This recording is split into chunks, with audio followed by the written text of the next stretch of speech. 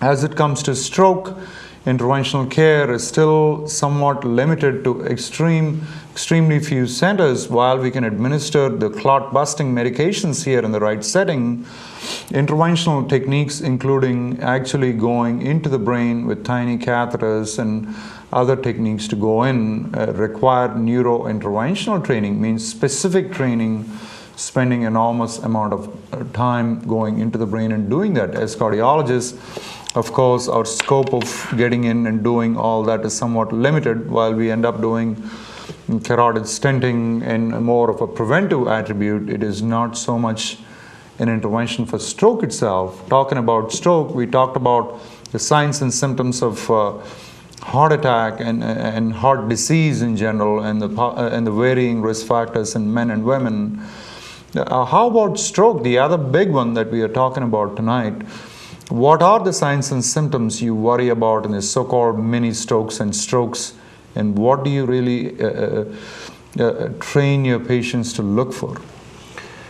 As we said earlier, the stroke seems to be just so much more devastating than the heart attack. And I think if you ask almost any patient or healthcare provider, be it nurse or physician or whatever, would you rather have a heart attack or a stroke? And I think the answer is overwhelmingly a heart attack, because the stroke is just such a devastating lifestyle changing, for not only for the patient, it's for the whole family and his loved ones around him. The signs are way different. We're talking about a whole different beast here when we're talking about heart disease versus vascular disease, cerebral vascular disease, or carotid vascular disease, which are blockages in arteries that go to the brain. A stroke, I guess we should start there. What a stroke is. A stroke is a heart attack of the brain. It is where the blood to a certain part of the brain is stopped via a blockage in an artery by either the artery having plaque or atherosclerosis or cholesterol build up inside it till it just it gets smaller and smaller and smaller and totally blocks off. That's more what they call a thrombotic stroke. And then there's also what we call an embolic stroke, where a small blood clot from within the heart or a small piece of a plaque that's in the carotid artery or anywhere between the heart and the top of the brain, a piece of plaque, and it can be just slightly smaller than a blood cell, that can get broken loose and just roll up in the bloodstream until it lodges somewhere and causes an end artery damage. Now, if it's small enough, this will be a very small, sometimes not even noticeable damage until somebody gets a CAT scan or an MRI in the future and says, yeah, there's small infarcts that were totally unseen or undetected by the patient.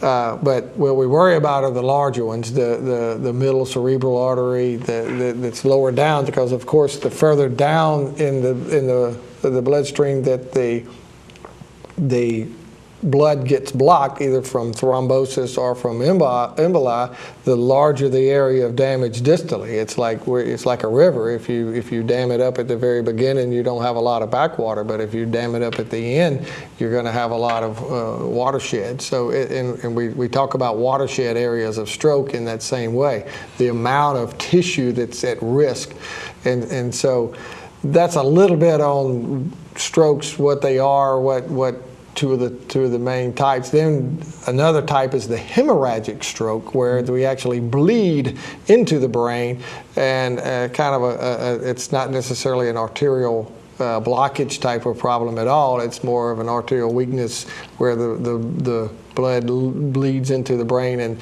that's where we talk about, you hear cerebral aneurysms rupturing, or Berry aneurysms in and around the brain, that where blood gets into the brain and compresses the brain. So two different types, one lack of blood flow and one where a bleeding type of stroke in the brain.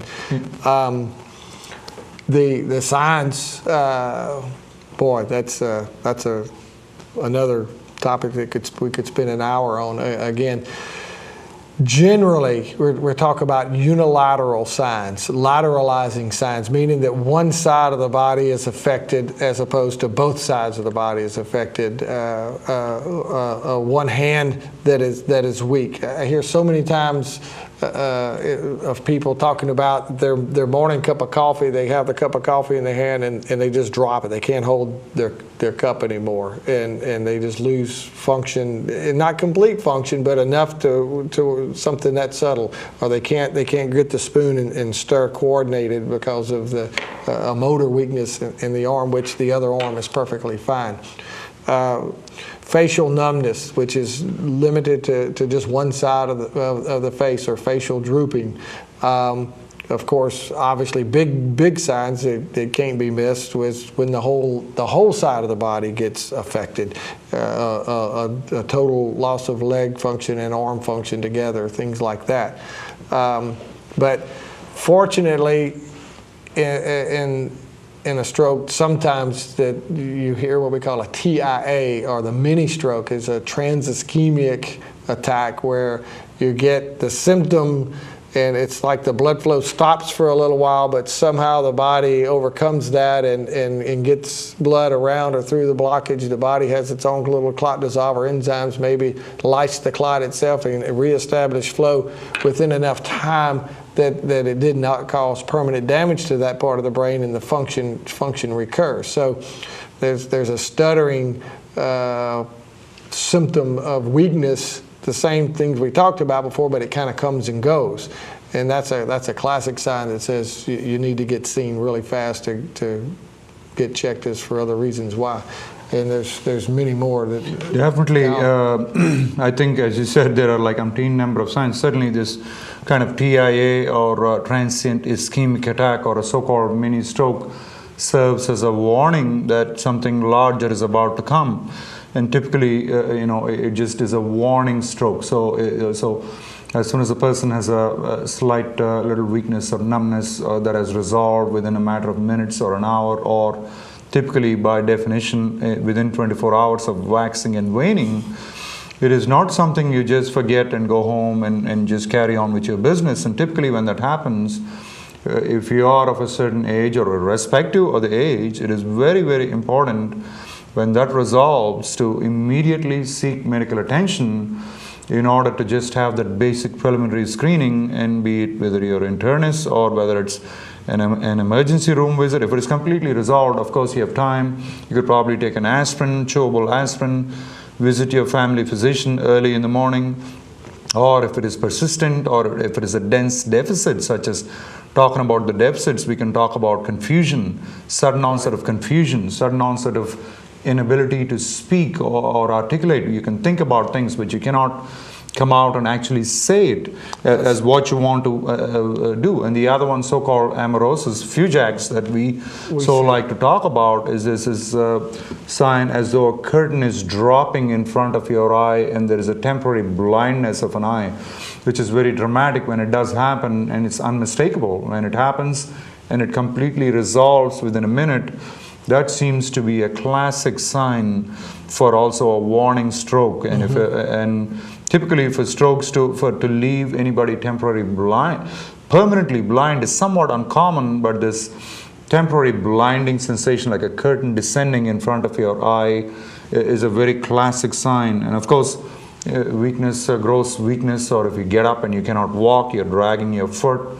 you cannot get out of the bed, or you cannot grab things, or even having severe headaches all of a sudden. All these things can a whole variety of things. And if you are a hypertensive, or it means if you have high blood pressure, and if you get up, and if you have significant excruciating headache that you never experienced in your life, that is a major warning sign for an impending or already have had a stroke. And of course, as we all know historically, that a major bleeding stroke is far more devastating, be it whether it is due to an aneurysm or a hypertensive emergency where the blood pressure shoots up through the roof, going into 200, 220 systolic or above, causing a sudden bleeding. And the incidence is clearly high when people have these so-called berry aneurysms, which tend to be a familial condition. When a person, again, has family history of bleeding because of an aneurysm, they have to maintain heightened awareness in actually seeking attention at a very early stage and screening for presence of aneurysms in their brain, even though they are completely asymptomatic. If their brothers or their parents have had major strokes or had aneurysms clipped, that should raise the awareness of that patient to be proactive in seeking medical attention. So strokes, like you said, if we are lucky enough, we can, if they have a transient ischemic attack, and if we are fortunate enough, they come in and we detect a cause. And more we talk about carotid disease and blockages in the carotid arteries, which accounts for somewhere about 20 to 23%, but rest of them are embolic, or the other subject, which is a whole different animal in itself, is the atrial fibrillation or irregularity in the heartbeat, which goes up steeply as all of our patients age into 60s and 70s. We have somewhere upwards of 30% of our patient population that we see every day have atrial fibrillation. And if it is not duly recognized and treated with adequate blood thinners, that happens to be another major problem with causing recurrent strokes and causing these so-called multi-infarct or vascular dementia and forgetfulness, which Alzheimer's dementia. Alzheimer's now is common to the extent that the people have knowledge. They know that being forgetful, having the memory, is not only a genetic condition, it also can be caused this so-called multi-infarct dementia. Right. So stroke certainly is much more costly and devastating, as you might want to elaborate on the costs and the problems associated with stroke. Well, and I think to add to what you're saying and to what I was saying earlier, there is a wide variety of stroke, from really the asymptomatic stroke that we talked about, where people have little bitty blood vessels that are tagged and occluded from whatever reason, to the full-blown devastated stroke where and people actually even die from that. There's so much damage that in a few days the brain starts swelling and herniates and they don't survive the initial event. So a very wide range, but just again, it's education and awareness of your body to pay attention to things and to really not ignore warning signs. Absolutely, and I think indeed we can go on discussing and spending time educating, but these are some of the classic signs and symptoms of heart attacks and strokes. So agreed now that the patients are aware that these are the signs and symptoms. So if they are having a heart attack, any of the signs, chest tightness and numbness and just all the nausea, they get up or they're exerting, they have significant tightness or fullness like an elephant sitting on my chest. What do they go about to do? How do these patients start off? What is their drill? Once they start having this significant tightness, they're suspicious with all this education and knowledge that they have that they're having a heart attack. What are the steps they need to take? Well, if it's something that is what we call acute, that's a first time, it's sudden onset, and it's severe, then you go to the emergency room. You don't wait, or if you're at home, or if you're alone, or you can't drive, whatever. That is a reason to call 911, to get an ambulance to take you paramedics to come treat you at home first and then take you to an emergency room. Those are the overwhelming signs of something big going on. If it's a little more subtle than that, and when we talk about stuttering or staggering type symptoms, we call it stuttering angina, where you do a little bit of exertion, you have a little chest pain, you sit down, it goes away, you feel better.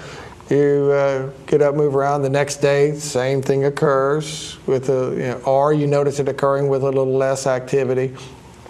It's got your attention, but it's not anything severe, and it's going away fairly quickly.